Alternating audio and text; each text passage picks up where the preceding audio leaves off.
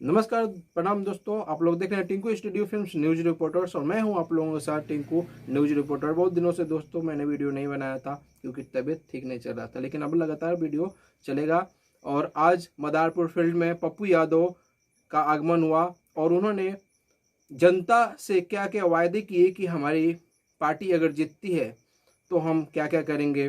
तो आइए चलिए देखते हैं कि क्या क्या उन्होंने वायदे किए और प्रेमचंद्र जी के बारे में उन्होंने क्या बताया।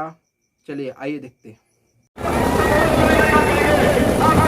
प्रेमचंद जी के और दोनों के माला पिना आशीर्वाद पानी और के भरोसा था पप्पू पर बेटा की तरह हम बहुत माला कर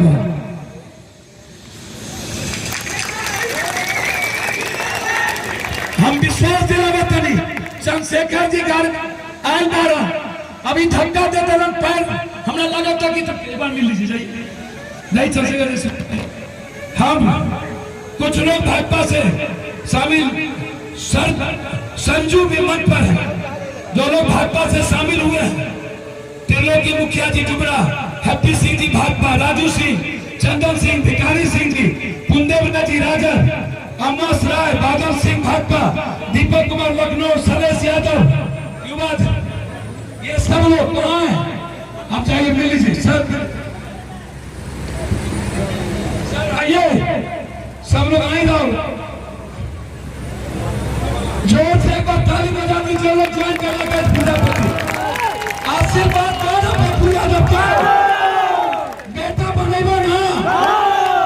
प्रेमचंद मूलधन पप्पू यादव शुरू हो गया, आत्महत्या कर ली थी। पूरे बिहार की मां बोली पप्पू बेटा बचा लो।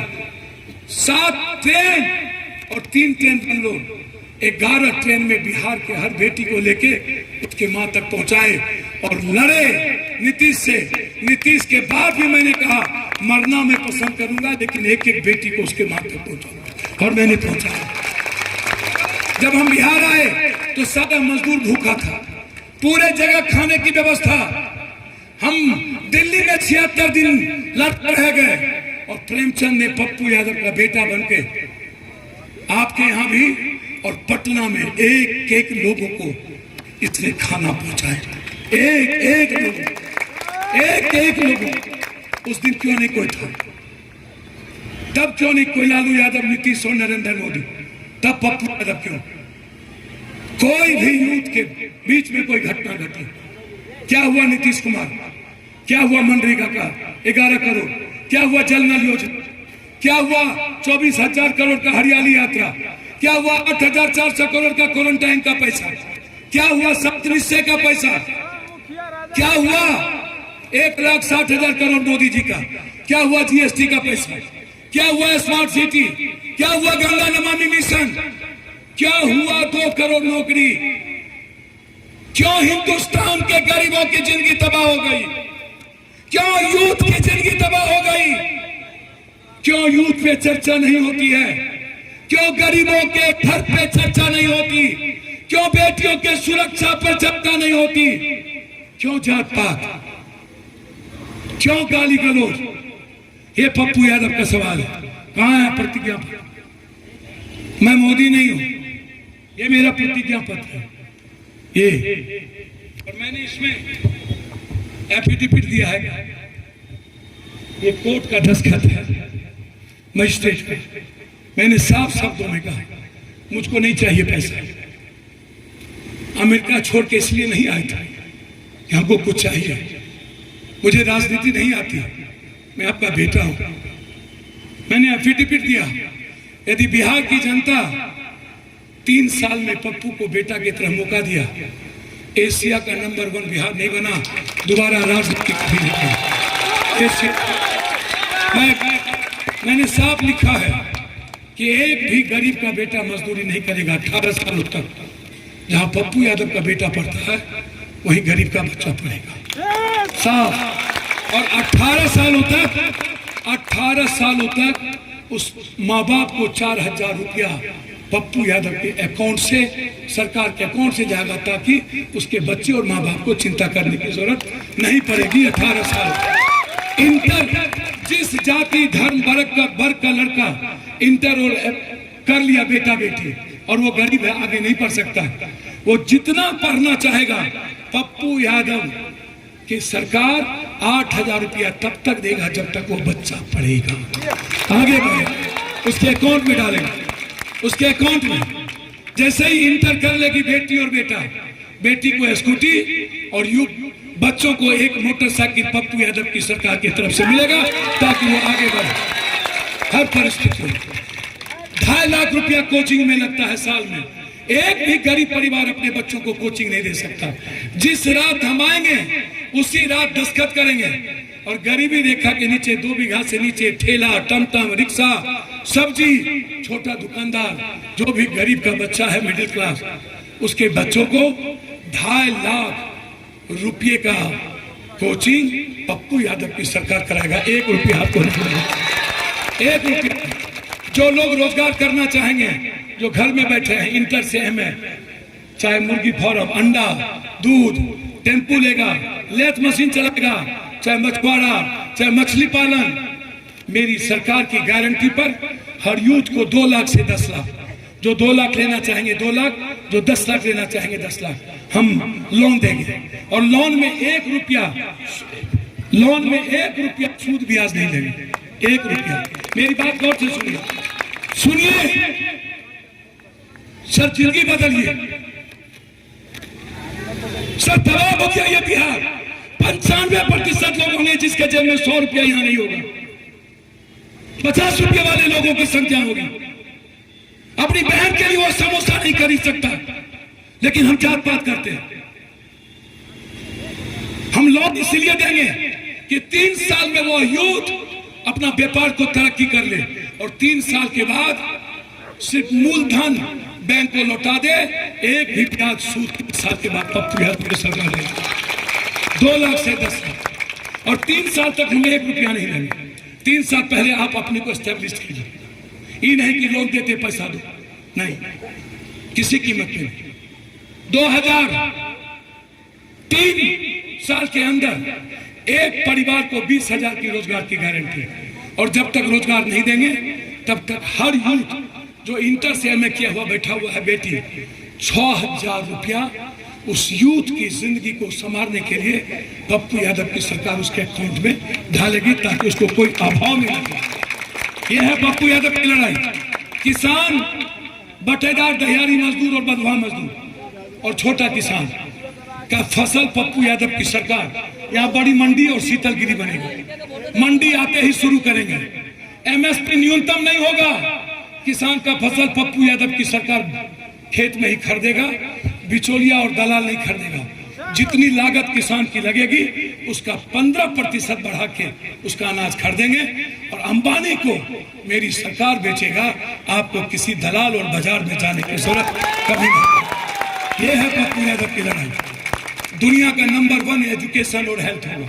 अल्ट्रासाउंड, सीटी स्कैन, एमआरआई जांच, 2 बीघा से नीचे और गरीबी से नीचे जो लोग हैं, मैं वचन देता हूं जिस दिन आऊंगा पहला सिग्नेचर, कोई जांच में पैसा किसी गरीब को बिहार में नहीं लगेगा। पप्पू यादव की सरकार 3 महीने के अंदर जांच को फ्री करेगा। कोई गरीब किसी से कर्ज नहीं लेगा। आज भी हम 14 करोड़ रुपया सालाना खर्च करते हैं।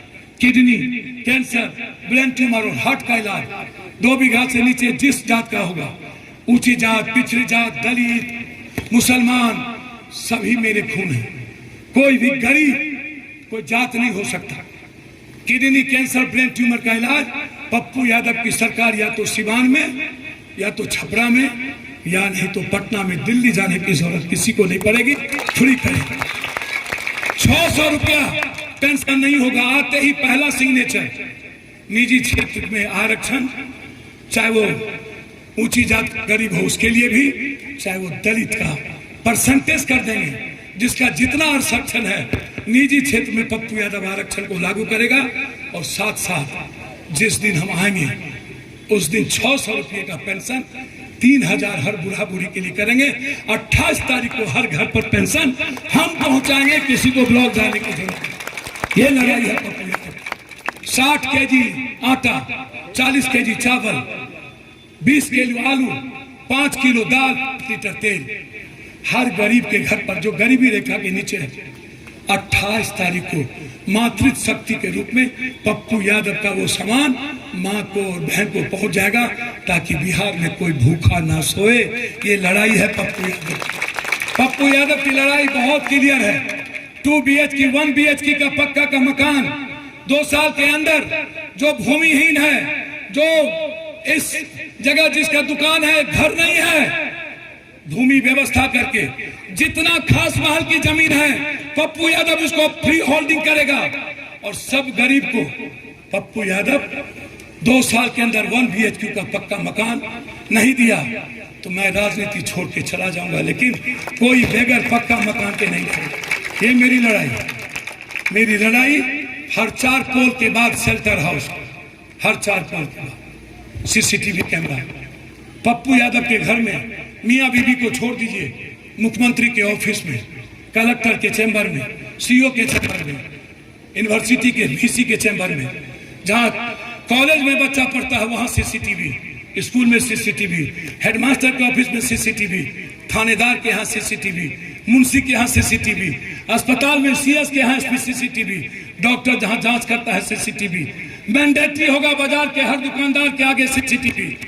वो CCTV इस दिन हम किसी लड़की को छेड़ते देख लिए, किसी का जात पात करते देख लिए, किसी जाति को देख लिए, किसी हिंदू मुसलमान का पत्थर चलाते देख लिए, किसी को व्यापारियों को गोली धमकाते देख लिए, वो भगवान का बेटा हो या मोदी या पप्पू का भाई, कोई लड़की को छेड़ते, किसी दलितों पर गरीबों पर जुल्म करते, किसी बैकवर्ड फॉरवर्ड करते, हिंदू मुसलमान करते, वह जापान और दुबई के तट पर उसको हम देखेंगे। और जिस दिन CCTV कैमरा में किसी की जिंदगी में दखल करते देख लिया, उसी दिन वोटर लिस्ट से उसके पूरे परिवार का नाम छांट देंगे, सरकारी सारी सुविधा छीन लेंगे, बिजली, पानी, आधार कार्ड, राशन कार्ड, बैंक, एक भी सरकारी सुविधा नहीं देंगे। मौत से बदतर लाइफ बना देंगे उसकी, जो आदमी गरीब और आम आदमी की जिंदगी में दखल देके उसकी लाइफ को छीनता है। पप्पू यादव नहीं छोड़ेगा। मेरी लड़ाई वहां है। रात के 12 बजे गोरिया कोठी खुला रहेगा, सिवान खुला रहेगा। अकेले बेटी सिवान से गोरिया कोठी आएगा। कोई छू लिया तो या तो मैं जिंदा रहूंगा या तो वो जिंदा रहेगा। 6 महीने के अंदर बिहार में कोई जातीय दंगा नहीं होगा, बिहार में कोई हिंदू मुसलमान नहीं होगा। जिस दिन जातीय दंगा हो गया और हिंदू मुसलमान हो गया, समझ लीजिएगा पप्पू यादव का अंत उसी दिन हो गया। कोई लड़ाई नहीं। मैं साफ हूं और बहुत क्लियर, इसीलिए मैं आपको ले आया। यदि आपको पप्पू पर भरोसा हो, दिल से लगे पप्पू हर घर का बेटा है, पप्पू मजदूरी की तरह आपकी सेवा की है, सगे बेटे की तरह एक सेवक के रूप। मुझसे ज्यादा पागल तो यह व्यक्ति था जिसने शायद मां की तरह और सगे बेटे की तरह आपकी सेवा की। इस व्यक्ति ने शायद खून में कोई जात नहीं है, यह व्यक्ति अपार मोहब्बत करता है।